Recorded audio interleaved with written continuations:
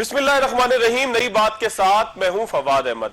नाज़रीन, आलमी जरीदे the economist की एक रिपोर्ट ने इंडिया के भारतीय जमहूरिया के एक चेहरे के ऊपर जो लगा हुआ दाग था उसको मजीद नुमाया कर दिया है, कालक को मजीद नुमाया कर दिया है और कालक देखने से अब साफ वाज़े तौर पर दिखाई दे रही है। इस कालक को लगाने वाला कोई और नहीं बल्कि भारतीय वज़ीर-ए-आज़म नरेंद्र मोदी है कि जिसके इक़दामात ने हिंदुस्तान के पूरे निज़ाम इंसाफ के ऊपर भी सवालात उठा दिए, साथ साथ हिंदुस्तान का जो जमहूरी स्ट्रक्चर है उसके ऊपर भी अब लोग बात करने लगे हैं। इस आर्टिकल के अंदर एक चीज और वाज़े तौर पर आई कि किस तरीके से हिंदुस्तान का वज़ीर आज़म एक ताकत के भूखे शख्स की तरह हुकूमत के ऊपर राज करने के लिए, मुमलिकत के ऊपर राज करने के लिए, दुनिया भर के अमन को तबाह बर्बाद करने के लिए इक़दामात कर रहा है। मामला क्या है, हकीकत क्या है, किस तरीके से भारतीय वज़ीर आज़म के इक़दामात को दुनिया किस नजर से देख रही है, आज के प्रोग्राम में इसी पे तबसरा करेंगे, इसी का जायजा लेंगे, इसी पे तजिया लेंगे। हमारे साथ मौजूद है ओरिया मकबूल जान साहब, सीनियर तजियाकार हैं, उनसे ही पूछेंगे। साथ मौजूद हैं इस्लामाबाद से राजा फैसल साहब, उनसे पूछेंगे कि उनके दोस्त अर्नब गोस्वामी को जो इतने तेज रफ्तार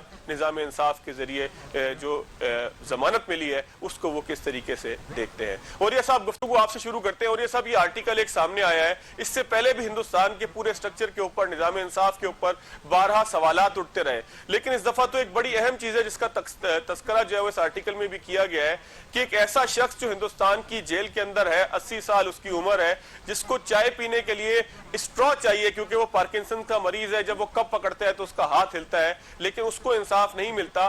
दूसरी जानिब एक ऐसा एंकर पर्सन के जो मतनाजा भी है, जो तमाम लोगों के ऊपर गद्दारी का रेबल भी लगाता है, जो तमाम चीजों के हवाले से मतनाजा भी समझा जाता है, जिसने किसी शख्स के पैसे खा लिए थे और शख्स ने खुदकुशी कर ली, उसको एक हफ्ते के अंदर जमानत मिल जाती है, वो भी कहीं और से नहीं बल्कि सुप्रीम कोर्ट से। इस सारी सूरत हाल के अंदर आप नहीं समझते कि भारत का जो निजाम इंसाफ है वो किसी खतरे का शिकार है एक मोदी की वजह से?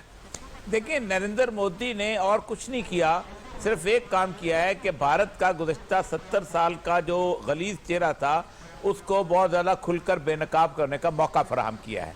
आज से तकरीबन कोई 50 साल पहले खुशवंत सिंह ने किताब लिखी थी एंड ऑफ द इंडिया, और 1969 के जो पहले अहमदाबाद के फसादात हुए थे हिंदू मुस्लिम, वो वहाँ पर गया था और उसने बताया था कि ये कांग्रेस की हुकूमत है और आप अंदाज़ा करें कि कोई ऐसी मुसलमानों की मस्जिद नहीं जो छोड़ी गई हो, कोई घर नहीं जिसके ऊपर रैंसेक न किया गया हो। और उसने कहा कि जब मैं उनको पूछता था तो वो लोग जो थे मेरे साथ नफरत में इतने आ गए थे कि मुझे वहाँ से भागना पड़ा। ये मैं 1969 की बात कर रहा हूँ। उसके बाद यही इंडिया है कि जिसके अंदर जिस वक्त अफजल गुरु को फांसी दी जाती है तो सुप्रीम कोर्ट के फिक्रा लिखती है बाकायदा उसके अंदर कि इस बंदे की जो एविडेंस है इसके खिलाफ वो फांसी के काबिल नहीं है, कोई सर्कमस्टांशियल एविडेंस मौजूद नहीं है, कोई प्राइमरी एविडेंस मौजूद नहीं है, हेयरसे एविडेंस है, इसको फांसी की सजा नहीं बनती। लेकिन अगर हमने इसको फांसी न दी तो इंडिया का इज्तिमाई ज़मीर जो है वो मुतमईन नहीं हो सकेगा। यानी एक बेगुनाह को फांसी देता है और वो कौन देता है? Supreme court. तो असल मसला ये हुआ है कि नरेंद्र मोदी के आने के बाद ये हुआ है कि वो सारा कुछ, वो सारी गलाजत जो थी गुज़श्ता 60-70 साल की, जिसके अंदर मुस्लिम्स जो थे वो तबाह बर्बाद हुए हैं। सचर रिपोर्ट कहती है कि 40% जो है वो मुस्लिम जो हैं वो बिलो पॉवर्टी लाइन पे हैं और 38% दलित बिलो पॉवर्टी लाइन पे हैं। यानी दलित जो कि शूद्रों से भी नीचे की चीज़ है उससे भी ज़्यादा जो थी। तो असल मसला ये है कि उसने जो असल चीज़ किया वो कहा डिमिनिशिंग डेमोक्रेसी, कि इंडिया जो है अब डेमोक्रेसी से दूर होता जा रहा है और वो इंडिया जो है उसके अंदर एक दिन ऐसा आएगा कि जब सिर्फ और सिर्फ एक ही पार्टी रह जाएगी और उसका नाम होगा भारतीय जनता पार्टी, और हर बंदा जो है उसी के अंदर दाखिल होगा, उसी के अंदर आगे बढ़ने की कोशिश करेगा, उसी के अंदर जो है वो पॉलिटिकल लीडरशिप हासिल करने, किसी दूसरी पार्टी को सियासत करने की इजाज़त नहीं दी जाएगी। इसलिए नहीं कि वहाँ पर पुलिस है, बल्कि हिंदू क्राउड इतना सख्त कर दिया जाएगा, वहाँ तस्सुब इतना ज़्यादा फैला दिया जाएगा कि कोई जब बंदा नाम लेगा वो नाम लेने वाला जो है वो मुजरम करार दे जाएगा। ये है बेसिकली पूरे का पूरा क्रक्स जो है इस पूरे के आर्टिकल का। अच्छा, आप ही समझते हो रिया साहब हिंदुत्व की जानिब जा रहा है हिंदुस्तान और आहिस्ता आहिस्ता ये एक एक करके स्टेप है, निजाम इंसाफ के ऊपर भी कब्जा, फिर वहां की पुलिस के ऊपर भी कब्जा, फिर वहां के पूरे पॉलिटिकल सिस्टम के ऊपर भी कब्जा। तो ये सारे कब्जे होते होते एक वक्त उस जगह पहुंच जाएंगे कि जहां पर जाकर हम कहेंगे कि ये एक हिंदू स्टेट सामने आ गई है कि जो शिद्दत पसंद भी है। देखिए, अक्सर औकात कहा जाता है कि मुसलमानों ने दो कौमी नजरिया पेश किया, हालांकि तारीख बिल्कुल इससे मुख्तलिफ है। तारीख ये कहती है कि सबसे पहले 1920 के अंदर जब राजा राम मोहन राय ने शुद्धि की तहरीक बनाई थी, और दूसरी तहरीक जो थी उसने बनाई थी गोस्वामी ने संगठन की तहरीक, तो उनके अंदर एक शख्स था जिसका नाम था सावरकर। सावरकर ने हिंदुत्व का 1925 में किताब लिखी थी और उसने राष्ट्रीय सेवक सिंह बनाई थी नागपुर के अंदर। और उसके अंदर उन्होंने 1925 में पहला काम ये किया था कि अंग्रेज ने एक कानून बनाया होता था कि मुसलमानों की मस्जिद के सामने से गुजरते हुए नफीरियाँ नहीं बजाएंगे, म्यूजिक नहीं बजाएंगे।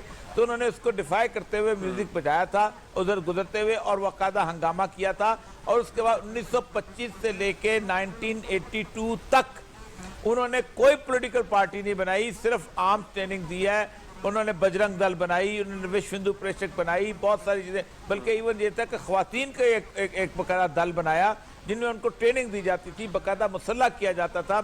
और जब वो इस काबिल हो गए कि एक हिंदू जो है उसका राज, हिंदुत्व का राज कायम करने, तो उन्होंने बीजेपी बनाई एज अ पॉलिटिकल आर्म। और वो पॉलिटिकल आर्म जो था वो सिर्फ 2 डिसीजन ले सका था। लेकिन हालत ये हुई कि जैसे ही उन्होंने बाबरी मस्जिद का इशू उठाया, तो आप सोच सकते हैं कि अटल बिहारी वाजपेयी जो है कोलिजन गवर्नमेंट में आया, और अगली दफा जो है अटल बिहारी वाजपेयी जो है वो मुकम्मल तौर पर 2/3 मेजॉरिटी लेके सामने आ गया। तो असल मसला ये था कि गुज़श्ता 75 साल से वो एक ही ख्वाब देखते हैं कि इस बरसगीर पाक व हिंद के अंदर ये देवताओं की सरजमीन है, ये पाक और पवित्र सरजमीन है। यहाँ के जो लोग रहने वाले हैं, जो राजपूत हैं या कोई और लोकल नस्लें हैं, वो अगर मुसलमान हो गए हैं तो हम उनको वापस हिंदू बनाएंगे। और जो लोकल नस्लें नहीं हैं, जैसे कुरैशी हैं, जैसे अराई हैं, तो आप ये समझते हैं कि ये एजेंडा कोई आज का नहीं है, ये एजेंडा तो कई सालों से है कि जिसकी तकमील के लिए अब नरेंद्र मोदी साहब जो खुलकर सामने आ गए। अब देखें ना, जब उन्होंने जीत लिया, देखें ना, सबसे बड़ी बात यह है कि अभी देखें, सबसे बड़ी बात है 3 बुनियादी चीजें हैं आइन को तब्दील करने के लिए, वो उन्होंने ले लिए हैं अपने हाथ में। सबसे पहली बात यह है कि आपको लोकसभा में और उसमें अपना राज्यसभा में 2/3 मेजॉरिटी चाहिए, वो उनके पास आ गई है। दूसरा जो होता है कि 50% स्टेट्स जो हैं उनमें आपकी हुकूमत चाहिए, वो 68% स्टेट्स जो हैं उनके पास हुकूमत आ चुकी है। वो जब चाहेंगे इंडिया के कॉन्स्टिट्यूशन को सेकुलर से हिंदू मजहब में तब्दील कर लेंगे, और India will be no more secular country, it will be Hindu country, जैसे कभी नेपाल हुआ करता था, क्योंकि Nepal was the only country जो हिंदू कंट्री था। और ये उन्होंने 75 साल मेहनत की है, तगोदो की है, लोगों को तबाह किया है। हालत ये थी कि इवन क्रिश्चियन पादरियों को जिंदा जलाया है, उनके चर्चों को हाथ लगाई है, मुसलमानों को तबाह बर्बाद किया है 75 साल तक आवाज। और उस वक्त मैं जब एक जमान 2007 में इंडिया गया था, तो इंडिया में कश्मीरी ये कहते थे कि ये जो इंडिया के मुसलमान हमारे साथ नहीं दे रहे, इनके साथ एक दिन ऐसा होगा। और इंडिया के मुसलमान कहते थे कश्मीरियों ने, और वो होना शुरू हो गया। और ये साहब, मैं राजा फैसल साहब को थोड़ा सा शामिल करता हूं गुफ्तगू में।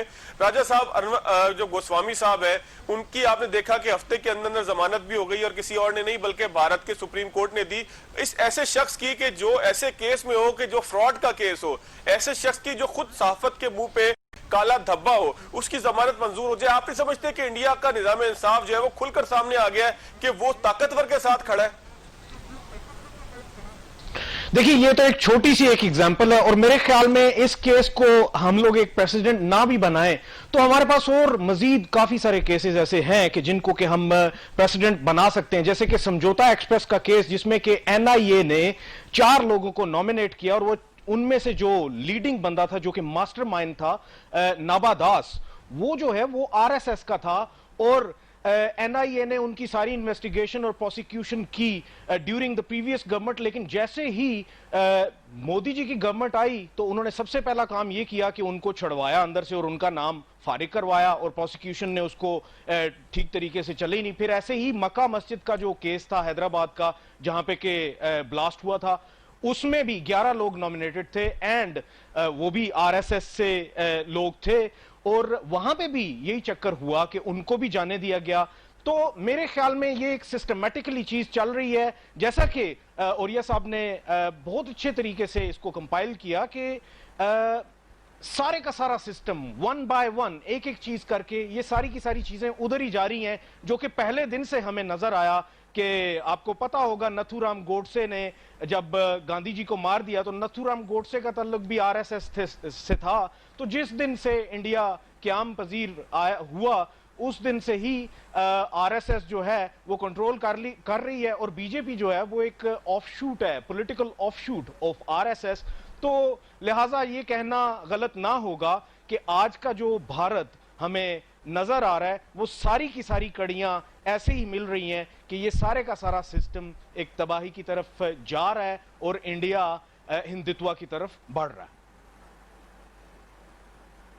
अच्छा राजा साहब, आप क्या समझते हैं कि इस तरीके से किसी ऐसे शख्स का रिहा हो जाना, ऐसे एकदम रियासत का मुतारिक हो जाना एक शख्स को बचाने के लिए, वो इंडिया के अंदर पूरा सिस्टम जो है उसको कोलैप्स नहीं कर देगा आने वाले वक्तों में? ये तो खतरा बन जाएगा दुनिया के लिए। देखिए, इंडिया का सिस्टम ऑलरेडी कोलैप्स हो चुका हुआ है। उसकी बुनियादी वजह यह है कि आप देखें कि 1 करोड़ के करीब बंगाली जो है वहां आके नौकरियां करते हैं, और आप सोचें कि 1 अरब 20 करोड़ के दरमियान 1 करोड़ की कोई हैसियत नहीं होती, लेकिन उस 1 करोड़ का बहाना करके वो 24% मुसलमान जो हैं, जो कि 24-25 करोड़ मुसलमान हैं, उनके लिए वो बाकायदा एक मुकम्मल तौर पे कानून लेके आते हैं, जो कि उसके उनका सिटीजनशिप का लॉ लेके आते हैं, वो बाकायदा डिटेंशन सेंटर बनाते हैं। तो कोलैप्स हो चुका है। इसमें तो 2 चीजें हैं ही नहीं, राय नहीं।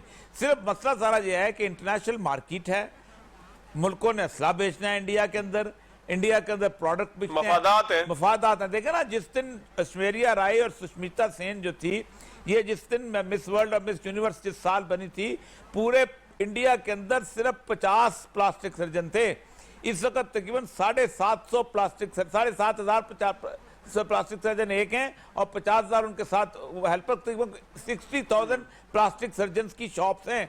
इसका मतलब यह है कि कितना माल बिक रहा होगा और कितने लोग जो है वो बन रहे होंगे ऐश्वर्या ख्वातीन। माल बिकता है, उस माल की वजह से इंडिया को नहीं, इंटरनेशनल कम्युनिटी नहीं छोड़ी, और कोई मसला नहीं वहां पर। चले, अच्छा औरिया साहब मैं एक ब्रेक लेता हूं, राजा साहब मैं एक ब्रेक लेता हूं, ब्रेक के बाद आऊंगा। तो हिंदुस्तान का मुस्तकबिल क्या होगा, किस तरीके से दुनिया के अमन को खतरा हो सकता है हिंदुस्तान से, कि जब एक शख्स जो है वो हिंदुस्तान के फैसले करेगा, एक पार्टी हिंदुस्तान के ऊपर रूल करेगी, और वो भी किसी खास एजेंडे के ऊपर, कि जो एजेंडा वहां के दीगर लोगों की जिंदगियों को मुश्किल बनाने का हो। एक ब्रेक लेते हैं, ब्रेक के बाद दोबारा हाजिर होंगे। ब्रेक के बाद एक मरतबा फिर खुश आमदीद। हमारे साथ मौजूद है औरिया मकबूल जान साहब, राजा फैसल साहब। बात हो रही है भारत के उस चेहरे के ऊपर, मकरू चेहरे के ऊपर, जो एक मरतबा फिर वाजे होकर दुनिया के सामने आ गया है। किसी और ने नहीं बल्कि आलमी जरीदे इकोनॉमिस्ट के एक कॉलम ने, एक आर्टिकल ने उस तमाम चीजों को वाजे कर दिया है जो इससे पहले हम अपने मुंह से कहा करते थे, लेकिन अब लगता है कि दुनिया ने उसके ऊपर सोचना शुरू कर दिया है, एक मोहर लगाना शुरू कर दी है। औरिया साहब दोबारा आपकी तरफ आएंगे। इकोनॉमिस्ट का एक ऐसा आर्टिकल जिसका मैं तस्करा आपसे कर रहा हूं, कि जिसके अंदर उन्होंने हर चीज को हवाले के साथ, हर चीज को मिसाल के साथ, हर चीज को माहिरीन की राय के साथ नुमाया किया है, वाजे किया है, छापा है, जिसको जो है वो पूरी दुनिया पढ़ रही है। 10, 12, 15 लाख उसकी सर्कुलेशन है, इसके अलावा भी लोगों के पास आगे जाना है। तो ये तमाम चीजें आने के बाद आप नहीं समझते कि इंडिया का जो एक जमहूरी चेहरा है, उसका कालापन, उसका गंदापन जो है वो दुनिया के सामने खुलकर मजीद आ गया है? देखिए, जमहूरियत के बारे में कहा जाता है कि ये 2 तरह का डबल एज वेपन है। ये अच्छा हो, अच्छी हो तो बहुत अच्छी है, बुरी हो तो बहुत बुरी है। और बुरी जमहूरियत के बारे में कहा जाता है इससे टिरनी ऑफ मेजॉरिटी, ये अक्सरियत की आमरियत होती है, और अक्सरियत की आमरियत बहुत बुरी होती है। ये 51% की आमरियत होती है 49% के ऊपर। और इंडिया के अंदर तो सूरत हाल ये है कि जो अक्सरियत है वो तकरीबन दार बात है 15-16% मुसलमान है, और कुछ और अकलीतें लगा के 20% मिला लें, और बाकी 80% हिंदू हैं। और हिंदू को उन्होंने अक्सरियत जो है वो मजहबी टिंज के साथ, यानी दुनिया का वाहिद मुल्क है ये इंडिया, कि जिसके अंदर एक शिद्दत पसंद मजहबी पार्टी जो है वो इलेक्शन लड़ती है, और अपने शिद्दत पसंद एजेंडे के तहत वो जीतती है, और कम से कम 12 साल एक दफा, और उसके बाद अभी 4 साल एक दफा हो चुके हैं, वो हुकूमत करती है। 8 साल बना लें इसके मिला के, तो ये को 20 साल की हुकूमत हो जाती है पूरे के पूरे। तो शिद्दत पसंद, यानी वहां का उसामा बिन लादेन वहां हुकूमत कर रहा है, वहां का कोई और चे गुवेरा वहां पर हुकूमत कर रहा है। तो इसका मतलब यह है कि इंडिया की डेमोक्रेसी जो है उसकी फेट खत्म हो चुकी हुई है। सेकुलरिज्म का उनका एक गंदा सा चेहरा तो था, उसको था जो उन्होंने अपने आप पर लीपा पोती करके बताते थे हम बहुत सेकुलर हैं, कभी ताजमहल की तस्वीरें लगा के, और कभी हुमायूं के मकबरे की बात करके, और कभी इस तरह की चीजें। अब वो अब जो चेहरा जो है मोदी का, कम से कम मैं कहता हूं मोदी ने एक बड़ा एहसान किया है कि वो सारे के सारे दुनिया के सामने इंडिया को खोल के रख दिया कि असल गंद ये है। असल बिल्कुल ऐसी- सूरत हाल ये है, असल तासुब ये है। अच्छा, औरिया साहब एक चीज और बताइएगा कि वहां के मुसलमान जो करोड़ों में हैं, उनको क्या खतरा है? क्योंकि मोदी तो टलने वाला नहीं है, वो तो मुसलमानों के ऊपर रियॉट्स भी हो रहे हैं, कवानीन भी ऐसे बन रहे हैं कि जिसके अंदर जो है वो डिटेंशन हो रही है मुसलमानों की। एक कानून का यहां पर तस्करा था, यूएपीए कानून, जिसके अंदर जो है वो किसी को भी दहशतगर्द करार देके आप जो है वो किसी इंसानी हकूक की पाबंदी ना करें, उसको जो है वो जेल में डाल दें। इस तरह के कवानीन आ रहे, एक नहीं 3-4 कवानीन का तबसरा इधर भी मौजूद है। इसके अलावा भी हमें पता है कि जिसके तहत हिंदुस्तान मुसलमानों के गिर्द घेरा तंग कर रहा है, उनकी जिंदगियां खराब कर रहा है, उनको गुर्बत की गहराइयों के अंदर धकेल रहा है। तो ये सारी सूरत हाल के अंदर आप नहीं समझते कि एक बहुत बड़ी अकलियत जो हिंदुस्तान में मुसलमानों की मौजूद है, वो सारी की सारी खतरे के अंदर है? देखिए, पहली बात तो ये है, आज से तकरीबन 8-9 साल पहले मोदी जब नया नया आया था तो पूरी दुनिया में तबसरे शुरू हो गए थे, खुद इंडिया के अंदर भी सबसे शुरू हो गए थे कि इंडिया के अंदर एक दूसरा सीरिया या दूसरा शाम बनने के आसार पैदा होने शुरू हो गए। उसकी वजह यह है कि आप 24-25 करोड़ लोगों को मार नहीं सकते, कत्ल नहीं कर सकते, डिटेंशन सेंटर में नहीं रख सकते, तबाह बर्बाद नहीं कर सकते। ये बहुत बड़ी तादाद है। 25 करोड़ का मतलब पाकिस्तान से ज्यादा, और पाकिस्तान से ज्यादा मतलब यह है कि कम से कम 8-10 मुल्क इकट्ठे जो है इंडिया के अंदर हैं जो मुसलमानों के हैं। होता यह है कि फिर ये लोग जिस वक्त एक ऐसी कैफियत में आते हैं तो फिर उसके बाद एक आदमी जब बेबस और बेचार हो जाता है तो एक आदमी मरने से पहले कहता है कि मैं 4 लोगों को लेके मरूंगा। और यही कैफियत सीरिया के अंदर हुई, यही कैफियत इराक के अंदर हुई, यही कैफियत बाकी दुनिया के ममालिक के अंदर हुई। आपको पता है कि अलकायदा ने अपना हेडक्वार्टर आसाम में शिफ्ट कर दिया हुआ है, और पूरे का पूरा उनका जो मैगजीन निकलता है वो नवाए, उनका मैगजीन जो था नवाए अफगान जहाद निकलता रहा है गुज़श्ता 12 साल।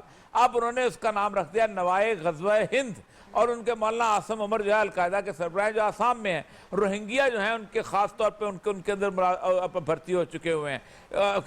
उसमें नीचे जो इलाका जो है तमिलनाडु का जो इलाका जो है केरला, वहाँ के लोग उसके अंदर भर्ती हुए हैं, बंगाली उसके अंदर भर्ती हुए हैं।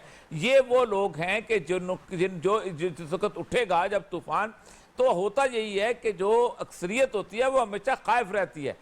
किसी हद तक जो गरीब आदमी होता है ना, वो उसके लिए उसका नुकसान कोई नहीं होना होता, उसका जाना कुछ नहीं होता। खाना बदोश का क्या जाना है, लेकिन अगर खाना बदोश की झोंपड़ी जो है एक 8 मंजिला प्लाजा के सामने हो जिसकी शीशा हो, तो वो तो उसका एक पत्थर जो है उसका सत्यानाश कर सकता है, और खाना बदोश को तो सैलाब आ जाए तो कुछ नहीं कहते। तो असल मसला यह है कि वो खौफ इस बात का है कि मुसलमान अगर एक दफा इकट्ठे हो गए या उस जुल्म के खिलाफ खड़े हो गए, और इंडिविजुअल खड़ा होता है, असल मतलब यह है कि कोई किसी तंजीम की जरूरत नहीं होती। हर बंदा जो है वो अपना अपना दुख लेके आता है। किसी के भाई को कत्ल किया होता है, किसी को अंदर मिसिंग पर्सन बनाया होता है, किसी की नौकरी गई होती है, किसी की बेटी को रेप किया होता है। ये सारे दुख जो है ना वो इकट्ठा दुख बन जाते हैं, और वो जब इकट्ठा दुख बनते हैं तो कोई सोचे या ना सोचे, करे या ना करे, वो आतिश विषम बन जाते हैं। और ये साहब, मैं राजा फैसल साहब को शामिल करता हूं। राजा साहब, आप ये देख रहे हैं कि हिंदुस्तान किस तरीके से मोदी साहब के नरगे के अंदर है। एक पावर का भूखा, एक ताकत का भूखा शख्स जो है वो इंडिया की हर चीज को कुचल रहा है। उसको एक साबिक जज ये कहते हैं कि आईन को टुकड़े टुकड़े कर रहा है। तो आप नहीं समझते कि एक बड़ी स्टेट, दुनिया की एक बड़ी स्टेट जो अपने आप को सेकुलर भी कहती है, जमहूरी भी कहती है, वो खुद खतरे में है मोदी साहब की वजह से? कि ये अपनी जो अवाम है उसमें किस हद तक नफरत पैदा कर रहे हैं, बहुत हद तक वो नफरत पैदा कर रहे हैं, और लिटरली अपनी जो ऑपोजिशन है उनके खिलाफ तो बहुत ज्यादा। तो मेरे ख्याल में जो उस आर्टिकल में भी आया है कि 1 पार्टी सिस्टम आने वाला है, तो वो वक्त दूर नहीं, ये जरूर बहुत जल्द होने जा रहा है। अच्छा राजा साहब, ये कितनी खतरनाक बात होगी? फैसल साहब, राजा साहब मैं आपसे पूछ रहा हूं, कितनी खतरनाक बात होगी कि एक मॉब लिंचिंग या किसी एक फसाद को, मुसलमानों के खिलाफ किसी एक्सट्रीमिस्टिक बिहेवियर को स्टेट स्पॉन्सर करे? तो आप नहीं समझते कि ये पूरी दुनिया के अमन के लिए खतरा होगा? जी बिल्कुल, और ये स्टेट तो स्पॉन्सर कर रही है। आप अगर योगी आदित्यनाथ की तकरीरें ले लें या फिर अमित शाह की तकरीरें ले लें, जो कि वो वहां पे बड़े बड़े जलसों में तकरीरें कर रहे हैं, उसमें आपको सीधी सीधी जो उनकी नैरेटिव नजर आती है मुसलमानों के खिलाफ, एंटी मुस्लिम, और फिर इस तरह की जो नैरेटिव्स आप अवाम को दे रहे हैं, तो उससे आपको यही कुछ मिलेगा। और आने वाले वक्तों में ये चीज बढ़ेगी, और वो कहते हैं ना कि जुल्म जब हद से गुजरता है तो वो मिट जाता है, जुल्म जब हद से बढ़ता है तो वो मिट जाता है। तो मेरे ख्याल में आने वाले वक्तों में यही नजर आएगा कि जैसे कि औरिया साहब ने फरमाया कि आने वाले वक्तों में मुसलमान किस हद तक बर्दाश्त करेंगे? एक वक्त आएगा कि वो कहेंगे कि मरना तो है ही, चलो बम बांध के मरते हैं, साथ में कुछ और भी लेके मरते हैं। अच्छा, ये सारी सूरत-ए-हाल के ऊपर दोबारा मजीद बात करेंगे कि हिंदुस्तान का आने वाले वक्तों में मुस्तकबिल क्या होगा, हिंदुस्तान दुनिया के अमन के लिए किस तरह खतरा बनेगा। एक छोटा सा ब्रेक लेते हैं, ब्रेक के बाद दोबारा आते हैं।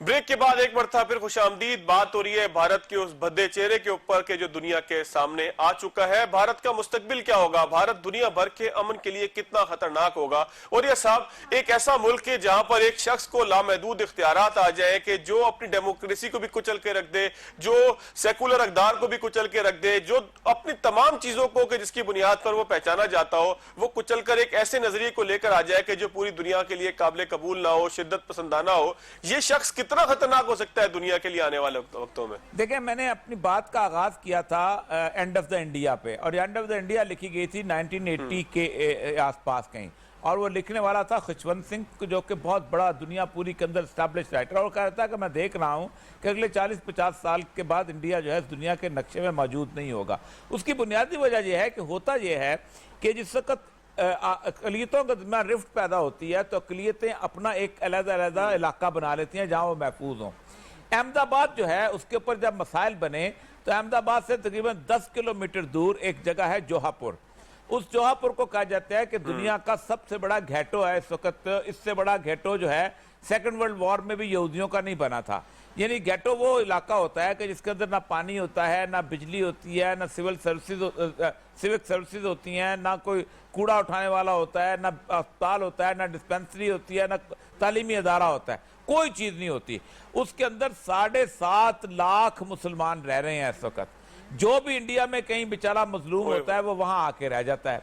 आप वहाँ जाएं, आप अहमदाबाद से निकलें, गाड़ी में बैठेंगे या रक्शे में बैठेंगे तो उसके जब जोहापुर आता है तो जोहापुर में आपको गाड़ी बदलनी पड़ती है। वहाँ हर सड़क, पक्की सड़क वहाँ ख़त्म हो जाती है, बिजली की लाइन वहाँ ख़त्म हो जाती है, गैस की लाइनें वहाँ ख़त्म हो जाती हैं, पानी वहाँ ख़त्म हो जाता है, टॉयलेट्स वहाँ ख़त्म हो जाती हैं। तो वो इलाका है जो कि एक बदबूदार किस्म का इलाका है जिसमें ये 7.5 लाख लोग रह रहे हैं।